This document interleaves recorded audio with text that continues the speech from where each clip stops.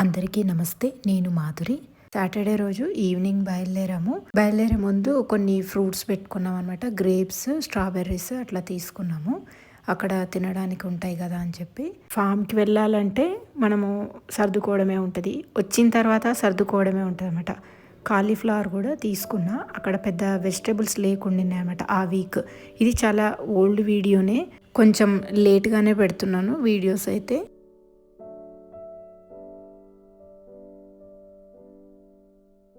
మా గేట్ పైన బోర్డ్ కనిపిస్తుంది కదా, మా ఫామ్కి పేరు పెట్టాము. ఆ బోర్డ్ కూడా స్టిక్ చేశారు.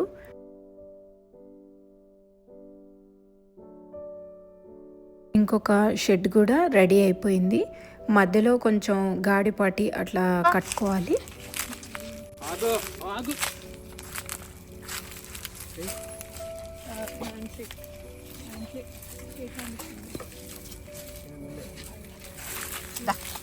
మేము ఇంట్లోకి వచ్చేసరికి తెల్లకందులు కూడా రెడీ చేసి పెట్టారు. తెల్లకందులు ఏం పెద్ద ఎక్కువేం రాలేదు. అయితే ఉన్న వరకు పుచ్చులు ఎక్కువగా లేవన్నమాట తెల్లకందుల్లో. ఎర్రకందులు అయితే చాలా మటుకు పుచ్చులు వచ్చినాయి. ఎంత ఉన్నాయి అని వేయి చేస్తున్నాను. తెల్లకందులు పెద్ద ఎక్కువేం రాలేదు, కొన్ని వచ్చినాయి అంతే. అయితే నేను తెల్లకందుల్ని ఒకసారి చూస్తున్నప్పుడు పురుగు అనిపించింది. నాకెందుకో అనిపించింది ఎర్రకందులకు కూడా పురుగు పట్టిందా అని. ఒకసారి చెక్ చేద్దామని చెక్ చేశాను ఎర్రకందులను కూడా. ఇదిగోండి బ్యాగ్స్ మీద అంతా కూడా అక్కడక్కడ ఇక్కడ కనిపిస్తుందా పురుగులు పాకుతున్నాయి. ఇంకా అప్పుడు అనిపించింది మార్నింగ్ లేసి ఎండ పెట్టుకోవాలని. కాకపోతే మేము కందులు తీసిన తర్వాత ఆల్రెడీ ఒకసారి ఎండకు పెట్టి ఈ బ్యాగ్లలో నింపుకొని పెట్టుకున్నాం చూడండి. అయినా కూడా మళ్ళీ పురుగు పట్టింది. ఎందుకో ఏమో మళ్ళీ ఇక్కడ ఎండ తగులుతూనే ఉంటుంది, అయినా కూడా పురుగు పట్టింది. సాయంకాలం పిండికొచ్చిన పాలు, తర్వాత ఉదయం పాలు రెండు కూడా వేడి చేస్తున్నా. అట్లా బయటికి వెళ్ళి గులాబీ మొక్కల్ని చూస్తే మొత్తం పురుగే పట్టినాయి చూడండి.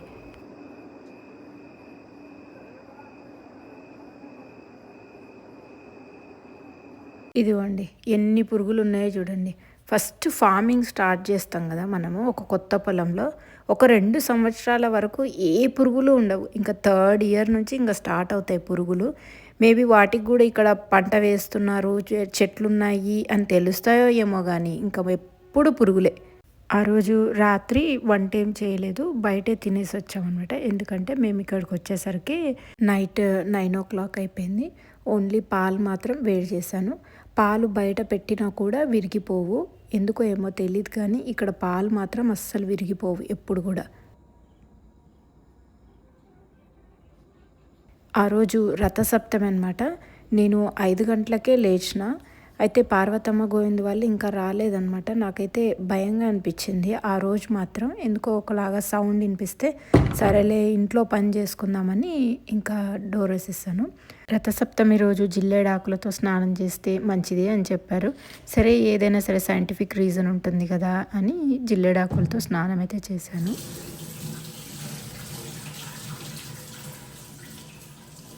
నేను డిష్ వాష్ పౌడర్ తీసుకున్నాను కదా, అదైతే చాలా బాగానే పనిచేస్తుంది. మరియు తెల్లగా అయిపోతున్నాను కాదు కానీ మంచిగా అనిపించింది. ఈవెన్ మా అమ్మ కూడా అన్నది దేవుడి సామాన్ తోమడానికి చాలా బాగుంది అని. కొంచెం తీసుకున్నాను అనమాట. కొంచెం తీసుకొని ఇత్తడి గిన్నెలు అయితే క్లీన్ చేశాను.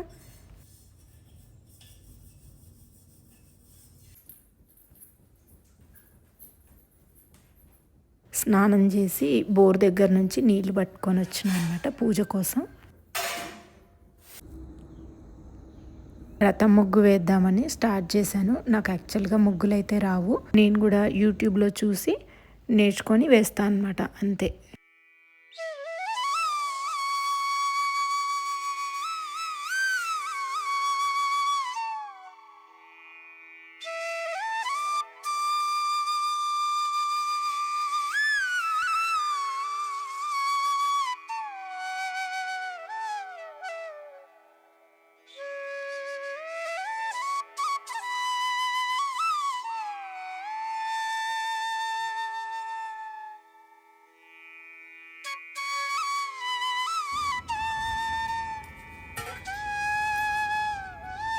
ఆవు పాలు పిండుకొచ్చి ఇక్కడ పెట్టారు క్యాన్. రథసప్తమి రోజు ఏదైనా పేడ నొగ్గు పెట్టి దానిపైన పాలు పెట్టి పొంగియాలి కదా, దానికోసమని ఆల్రెడీ పార్వతమ్మ అక్కడ కట్టెల పొయ్యి ముట్టించి పెట్టింది. నేను గిన్నెలో పాలు పోసుకొని తీసుకెళ్తున్నా.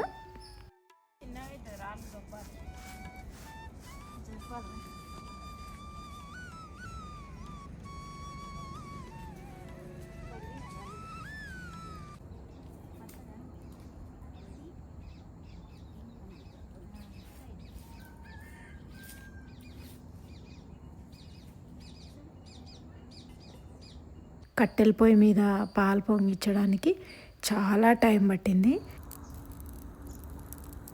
ఎండిన ఆకులు పుల్లలు వేస్తేనేమో పొయ్యి మండుతుంది, లేదంటే ఆరిపోతుంది.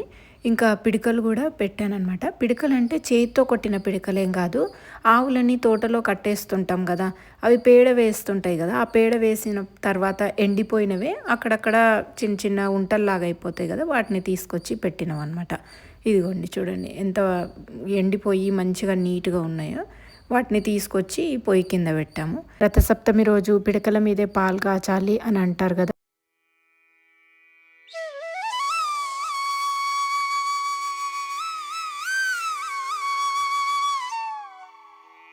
ఇల్లు మొత్తం మామిడి చెట్లతోనే కవర్ అయిపోయింది. ఈ చెట్టునైతే కొట్టేయండి బాగుంటుంది అని అన్నారు, కానీ నాకు కొట్టేయాలనిపడలేదు.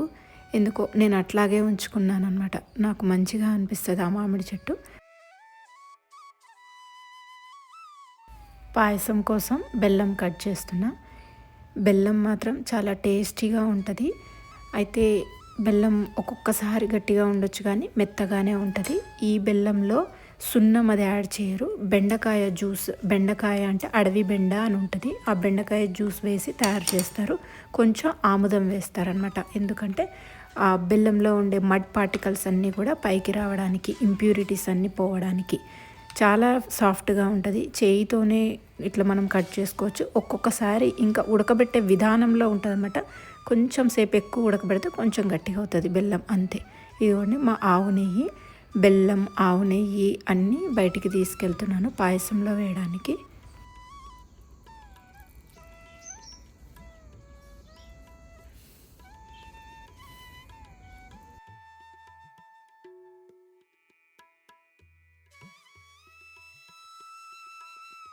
పాలు మూత పెడితే కానీ పొంగట్లేదని మళ్ళీ మూత పెట్టానమాట. ఎందుకో మరి పాలు కొన్ని ఉన్నాయా ఏంటో తెలియట్లేదు, కానీ చాలా టైం పట్టింది పాలు పొంగడానికి మాత్రం. నేను బియ్యాన్ని ఆల్రెడీ నానబెట్టుకున్నాను అనమాట, తొందరగా ఉడికిపోతుంది కదా అని చెప్పి నానబెట్టిన బియ్యాన్ని ఇందులో వేశాను. పాలల్లోనే బియ్యం ఉడికితే మంచి టేస్ట్ వస్తుంది కదా అని అట్లా ఉడకబెట్టాను. ఇదిగోండి మామిడి పూత చూడండి ఎంత బాగా వచ్చిందో. లాస్ట్ వీడియోలో చూపించినప్పుడు కొద్ది కొద్దిగానే వచ్చింది కదా, ఇప్పుడు కొమ్మకు ప్రూనింగ్ చేసిన ప్రతి కొమ్మకు మామిడి పూతనే వచ్చింది కదా. కాకపోతే మనకు ఇంత పూత వచ్చినా కూడా మామిడికాయలు అనేది ఎక్కువగా రాకపోవచ్చు. మేము పని అయిపోయిన తర్వాత మామిడి చెట్లకు స్ప్రే చేసుకోవాలి అని తొందరగా పని చేసుకుంటున్నాము. ఫామ్కి వచ్చినప్పుడు స్లో లైఫ్ లాగానే అనిపిస్తుంది, కానీ అక్కడ కూడా ఉరుకుల పరుగుల జీవితం లాగానే అనిపిస్తుంది.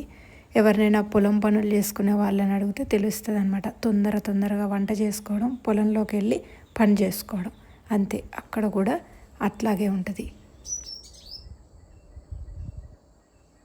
కాకపోతే మన చుట్టుపక్కల ఉన్న కోళ్ళు, ఆవులు వీటన్నిటిని చూస్తుంటే ఎందుకో చాలా మంచిగా అనిపిస్తుంది, అంతే. మనసుకు మంచిగా అనిపిస్తుంది ఆ మొక్కలు, ఆ ప్రశాంతత, అంతే. అప్పట్లో అందరూ కూడా కూర్చొని వంట చేసేవాళ్ళు. అంటే అందరికీ అంటే స్టవ్ అవ్వచ్చు, తర్వాత కట్టెలు పొయ్యి ఉండొచ్చు, అన్ని కిందే ఉండేవి, చుట్టూరా అన్ని సామాను ఉండేది. అందరూ కూర్చొని వంట చేసేవాళ్ళు ఎక్కువ శాతం. అప్పుడు అందరి ఆరోగ్యాలు బాగుండేవేమో. ఇప్పుడు నిల్చొని కాళ్ళు నొప్పులు వస్తున్నాయి అని ఎంతమంది ఫీల్ అవుతున్నారు చెప్పండి. మన చుట్టూరా అన్నీ పెట్టుకొని, అంటే వంటకు కావాల్సిన సామాన్ అంతా రెడీగా పెట్టుకొని కూర్చొని వంట చేస్తుంటే చాలా రిలాక్సింగ్గా వంట చేస్తున్నట్టు అనిపిస్తుంది.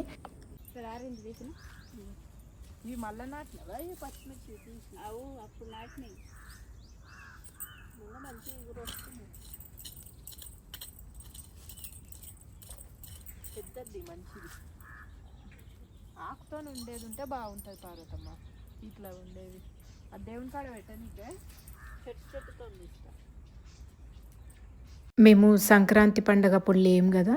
సంక్రాంతి పండగకు మేము జనరల్గా పసుపు అట్లాగే ఆకులతో తీసుకొచ్చి పెట్టి పూజ చేస్తాను. రోజు రథసప్తమి కదా, ఎట్లాగో దేవుడి దగ్గర పెట్టి పూజ చేసుకుందామని పార్వతమ్మను ఒకటి మంచి మొక్క తీసి పెట్టమన్నాను.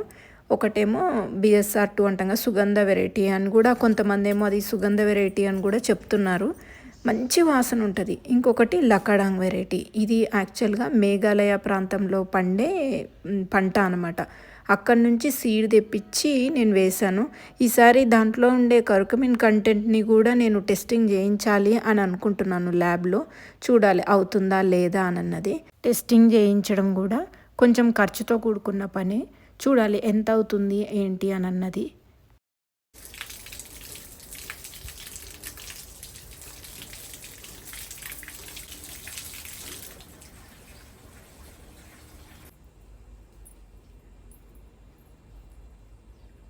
ఇందాక చేసిన పాయసాన్ని దేవుడి దగ్గర పెట్టి పూజ చేసుకుందామని తీసుకొస్తున్నాను.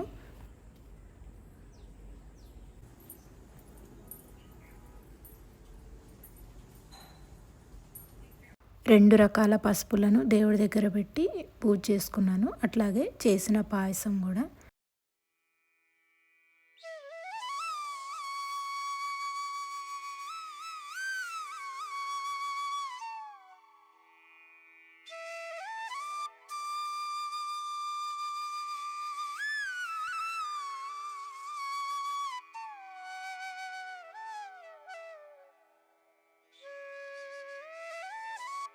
రథసప్తమి అంటే సూర్యదేవునికి సంబంధించిన పండగ అంటారు కదా, అందుకని టెర్రస్ పైకి వచ్చి కొద్దిగా నైవేద్యం పెట్టాను, సూర్యునికి పెట్టి పూజ చేసుకున్నాను అనమాట.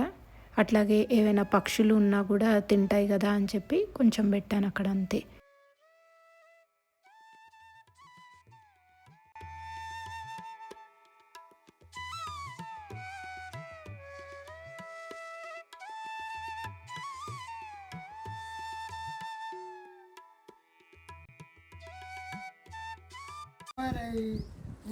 ఇంత కష్టపడి ఇష్టంగా తినిపోతుంది.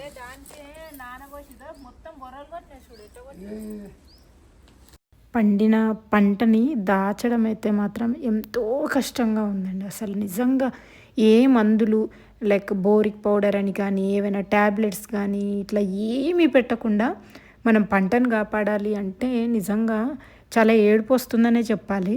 మేము కందులన్నీ కట్ చేసిన తర్వాత మళ్ళీ ఒకరోజు ఎంతో పని కట్టుకొని ఎండకెండ పోసి మళ్ళీ సంచుల్లో మూట కట్టుకొని పెట్టుకుంటే కూడా పురుగు వచ్చింది చూడండి. వారం కషాయాలు స్ప్రే చేసుకొని వారం కష్టపడి, అసలు వారం అని చెప్పొద్దండి, నేను వచ్చినప్పుడు వారం కష్టపడుతున్నా, ఇక్కడున్న వాళ్ళు ప్రతిరోజు కష్టపడుతున్నట్టే ఉంటుంది. ఇంత కష్టపడి ఎండకు పోసుకొని ఇంత పెట్టుకుంటే కూడా పురుగులు అటాక్ అయితే ఇంక ఏం చేయాలి చెప్పండి. అసలు దీనికి ఒక సొల్యూషన్ అనేదే లేదా అని అనిపిస్తుంది. సరే అని ఎండబెట్టుకుంటున్నాము. ఎండబెట్టి ఇంకా తెల్లకందులను కూడా ఎండబెట్టేసిన. వ్యవసాయంలో అసలు వర్కింగ్ అవర్స్ అనేదే ఉండవండి. పొద్దున్న లేచినప్పటి నుంచి రాత్రి వరకు కంటిన్యూస్గా పని చేస్తూనే ఉండాలి. నేను ఇప్పుడు వ్యవసాయం చేస్తున్నా కాబట్టి బాధ ఏందో తెలుస్తుంది, కానీ నిజానికి వెలకట్టలేనిది అంటే రైతు కష్టమే అని ఇప్పుడు తెలుస్తుంది. కందులనన్నింటినీ ఎండకు పోసిన తర్వాత కొద్దిసేపు ఇక్కడ కూర్చొని అప్పుడు ప్రసాదం తింటున్నాం అనమాట. అయితే మళ్ళీ తొందరగా తినేసి మళ్ళీ మామిడి చెట్లకు స్ప్రేయింగ్ చేసుకోవాలి. ఎందుకంటే ఎండ అవుతే మళ్ళీ స్ప్రే చేయలేము.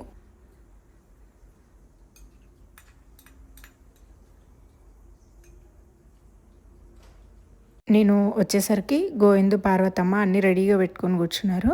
నేను ఈ డ్రమ్ములో ఎంతెంత కలపాలి అని చూపిస్తే ఇంకా వాళ్ళు స్టార్ట్ చేసేస్తారు. మామిడి చెట్లకు పూత స్టార్ట్ అవ్వక ముందుకు నుంచి ఇంకా ప్రతి వారం పని ఉంటుంది చూడండి. కొంచెం పుల్లటి మజ్జిగ, తర్వాత మేము ఆల్రెడీ ఇట్లా పంచగవ్యలాగా ప్రిపేర్ చేసుకున్నాము. అది ఒక క్యాన్కి ఫిల్ చేసి పెట్టుకుంటాం అనమాట. పుల్లటి మజ్జిగ, పంచగవ్య 2 కూడా కలిపి స్ప్రే చేస్తున్నాము. యాక్చువల్గా పంచగవ్యలో కూడా మజ్జిగ ఉంటుంది, బట్ మేము ఇంకొంచెం ఎక్స్ట్రా మజ్జిగ యాడ్ చేసుకుంటున్నాం అంతే. ఇది బాగా పులిసిన మజ్జిగ. మా మామిడి తోటకి స్ప్రే చేయాలి అని అంటే అంటే ట్రాక్టర్ అయితే కొంచెం తొందరగా అయిపోతుంది. మాన్యువల్గా చేయాలి అని అంటే మినిమం 5 గంటల టైం అయితే పడుతుందండి.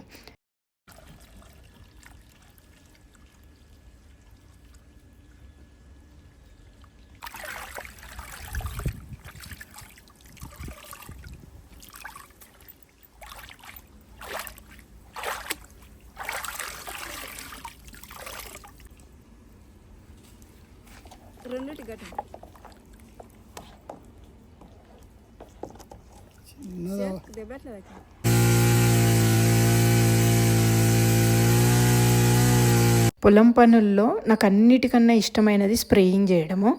నేను ఖచ్చితంగా పార్టిసిపేట్ చేస్తాను అనమాట స్ప్రేయింగ్ చేసేటప్పుడు. నాకు ఎందుకో అది చాలా నచ్చుతుంది. యాక్చువల్గా మనం స్ప్రేయింగ్ చేస్తున్నప్పుడు అంతా మన మొహం మీదే చిట్లుతుంటుంది. బట్ నాకు ఎందుకో అలవాటైపోయింది. నాకు మంచిగా అనిపిస్తుంటుంది అనమాట. ఎందుకంటే వాళ్ళు స్ప్రే చేస్తే మొక్క మొత్తం తడిచేలా చేస్తారా లేదా అన్న ఒక భయంతోనో ఏమో కానీ నాకెందుకో స్ప్రేయింగ్ చేసుకోవడం అనేది చాలా నచ్చుతుంది. అంటే మళ్ళీ కొద్దిసేపు అయినాక గోవిందే వచ్చి స్ప్రే చేసిండు అనుకోండి. బట్ కంది చేనుకు మాత్రం నేను ప్రతి వారం ఆల్మోస్ట్ నేనే స్ప్రేయింగ్ చేసిన చూడండి. మనం ఎట్లా ఇమ్యూనిటీని పెంచే ఫుడ్ తీసుకోవాల్సి వస్తుందో మొక్కలకు కూడా బాగా ఇమ్యూనిటీని పెంచాల్సిన పరిస్థితి వస్తుంది. ఎందుకంటే వెదర్ ఫ్లక్చువేషన్స్ అట్లా ఉన్నాయి. పగలేమో ఎండగా, రాత్రేమో మంచు కురవడం ఇట్లా ఉన్నందువల్ల వాటికి కూడా డిసీజెస్ ఎక్కువ అటాక్ అవుతున్నాయి అనమాట. అందుకోసమే ఇన్నిసార్లు స్ప్రే చేయాల్సి వస్తుంది. లేదంటే మామిడి చెట్లకు అసలు స్ప్రేయింగ్సే అవసరం లేదు. మళ్ళీ నా నెక్స్ట్ వీడియోలో కలుద్దాం. అంతవరకు సెలవు.